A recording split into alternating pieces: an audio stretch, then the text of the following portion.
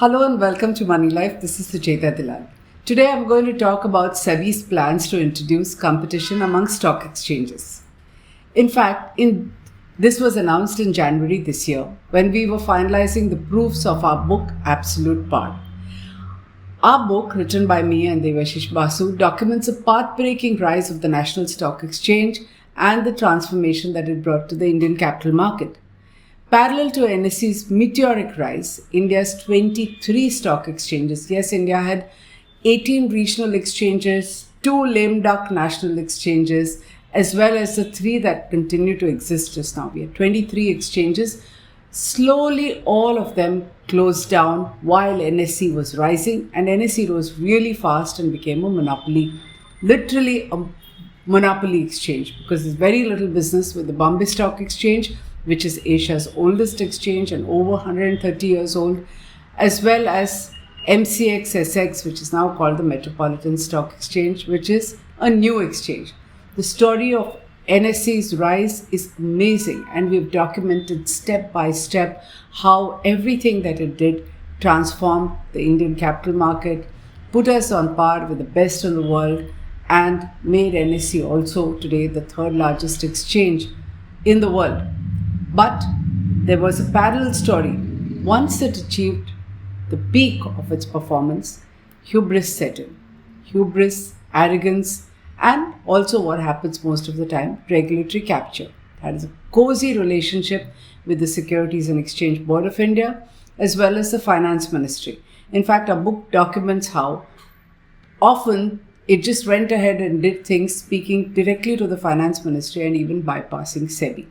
Then in 2015, we had the infamous algorithm scam or algo scam, where we've talked about it before in our video blogs, where I exposed how, through a whistleblower's letter that was sent to me, that certain brokers were getting an advantage, a huge price advantage, by being able to log in to NSE servers in its co-location facilities ahead of others. These are all few seconds or microseconds. The transactions that happen are several hundred crores based on machines that have been programmed to take advantage of absolutely thin differences in prices. So logging in first made all the difference.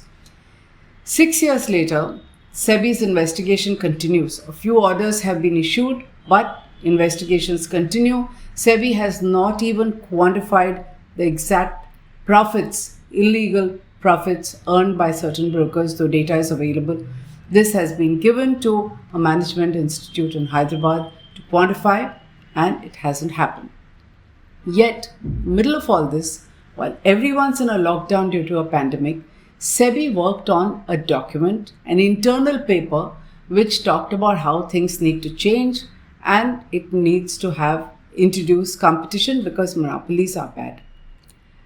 That's interesting. We are all in favor of competition. We agree that monopolies are bad. In fact, that's what we've been saying. Yet, SEBI has encouraged the monopoly of NSE at the cost of BSE.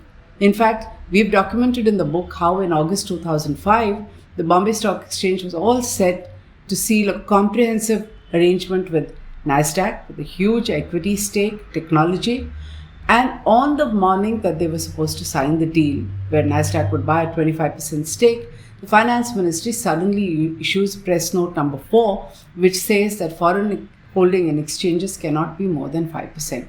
NASDAQ backed off, and we know what happened to BSE.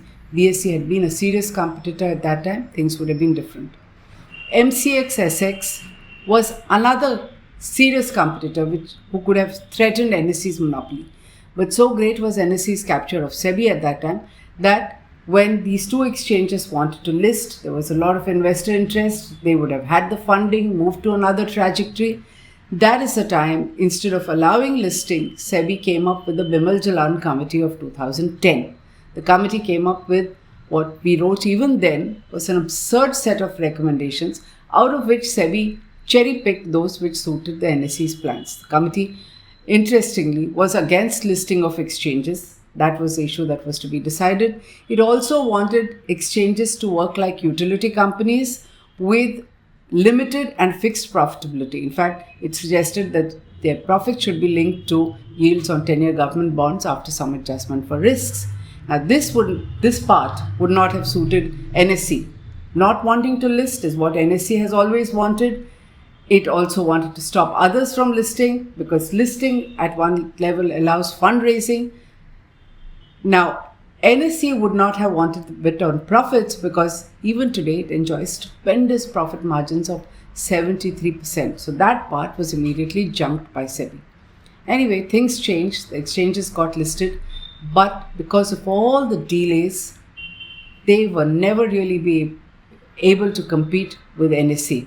In fact, the Bimal Jalan committee even came up with things like having an anchor institutional investor and these institutional investors being just banks or funds with a stake in an aggregate that would be 49% but about 24% each. Essentially, it wanted NSE model alone, and it didn't want private ownership, and it didn't want private owners to own larger stake. SEBI, in fact, adopted some of this and insisted that in MCXSX, the stake of the promoter be brought down to 5%. In fact, he was harassed and hounded, so much so that even when he attempted to convert some of the part of his stake into warrants, this was beaten down.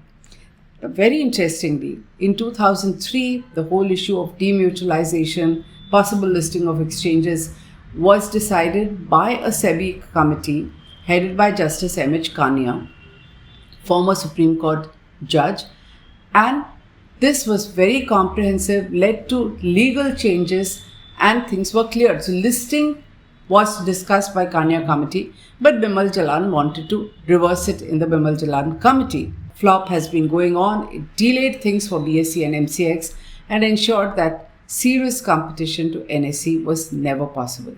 So imagine our surprise when suddenly in January this year, SEBI decides through an internal committee that it wants competition for depositories. It came up with a paper. It wanted reactions to this to be sent by February. This paper is titled Review of Ownership and Governance Norms for Facilitating New Entrants to Set Up Stock Exchanges and Depositories. Like I said, wonderful. We are all for it. But what about encouraging the two exchanges to at least come on par? You have been beating them down. We have documented this in Absolute Par. How about creating a level playing field between the exchanges before you open the doors to newer exchanges? Now, the discussion paper offers no explanation for what was the urgency and the sudden need. What is also interesting is that this is an internal committee that's come up with the paper. So far, any serious policy changes in SEBI have always been done through an external committee headed by an external person. So, 3 corporate governance committees were Kumar Birla, Narayan Murthy, and then Uday Kotak. There was a Kania committee, there was a Bimal Jalan committee. The important thing about these committees is that major stakeholders, institutes of chartered accountants, company secretaries, there are top lawyers over there, the associations of industry are represented, stock exchanges are there. It's never an internal committee. So why the haste? Why the internal committee? We don't know. It says the aim is to address dominance in trading and depository space because of excessive concentration and institutional tardiness in quickly responding to changing market dynamics. Again, sounds very good, but this is an issue of supervision. Supervision is also SEBI's responsibility. So if regulated entities, which are exchanges, are showing any tardiness, it is SEBI's job to regulate them. The committee also says that it wants to permit 100% stake in market infrastructure institutions. Now, is this amazing? For the first 10 years, gradually bringing it down, it wants to permit an Indian resident individual or domestic institution to hold a 100% stake, which will be gradually reduced over 10 years to 51 and 26%. As against this, it's 5% today, and SEBI has actually hounded the promoter of MCXSX over this reduction. Why the flip-flop? Why the about turn? Who is going to benefit from this? We don't know. There is no explanation. The second thing it says that a foreign promoter from the jurisdiction of Financial Action Task Force FATF countries will be permitted to hold a 49% stake. So it can come and start a new institution with a 49% stake or acquire an existing institution with a 49% stake, which will be gradually reduced to 26 and 15% over 10 years. So this can start the acquisition of exchanges. Remember, 49% as against what they did in 2005 to stop NASDAQ. So not even 25% was allowed then. Technically, NASDAQ can come back again. But why would it come for just 10 years of a 49% stake or a 26% stake be down to 15? We don't know. More importantly, there's no mention of what happens to Press Note 4, which stymied BSE's plans in 2005 and could happen again. So have they looked at it? Did SEBI know? Did the internal committee even discuss it? We don't know. There's nothing in the committee. The SEBI report mentions how global exchanges, now this is the broad picture. Why are they doing this? Because global exchanges are apparently deploying blockchain technology, and several new fintech and telefin players have emerged in the trading space in these jurisdictions who are employing disruptive technologies and challenging traditional functioning of MIIs. But that is not what SEBI believed in.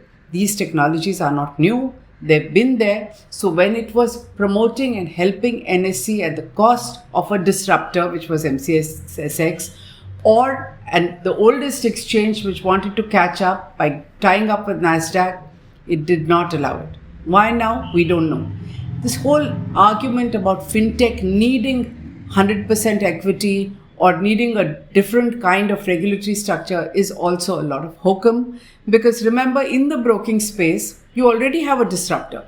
So Zerodha is the largest broking firm which has used technology to its advantage, reduce costs. Look at the irony.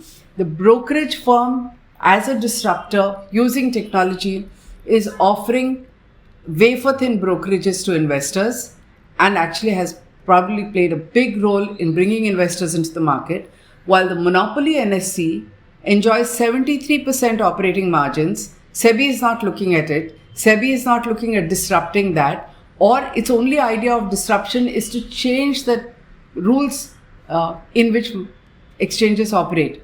So no help to existing exchanges, and you want to bring in other players. The question is SEBI capable of regulating?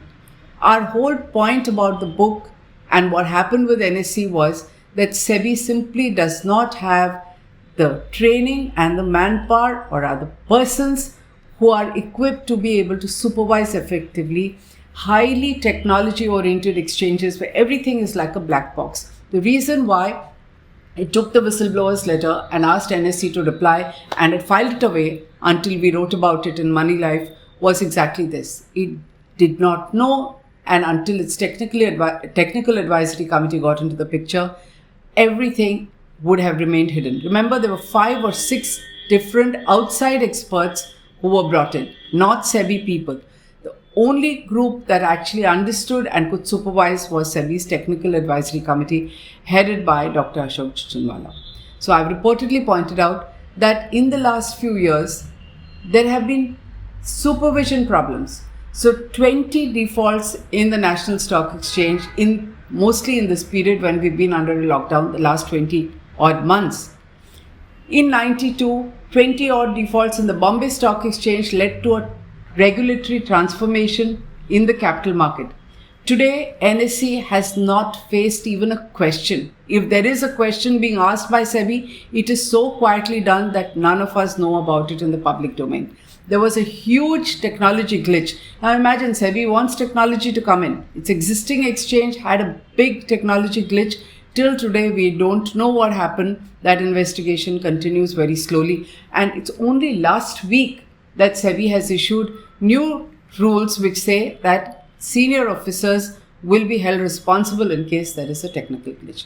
So our point is, huge changes, a flip-flop in the rules cannot be done by an internal committee of SEBI that does not involve outside stakeholders. We are all for competition and private enterprise to bloom. We want competition. Our worry is about SEBI's ability to regulate adequately, supervise comprehensively, and protect investors. Remember, 20 odd broker defaults have inflicted hundreds of crores of losses, the biggest one over 1,000 crores being Karvy alone. People haven't got back their money. You will allow new players to come in, individuals, without us seeing a demonstration of SEBI's ability to supervise, punish, regulate, and do it quickly and in time. So when SEBI's own record is questionable, we wonder why this hasty report for so-called competition and disruption. We don't need more disruption, we need better regulation and supervision. If you agree, please subscribe to Money Life's TV channel and spread the word about what we do. Thank you.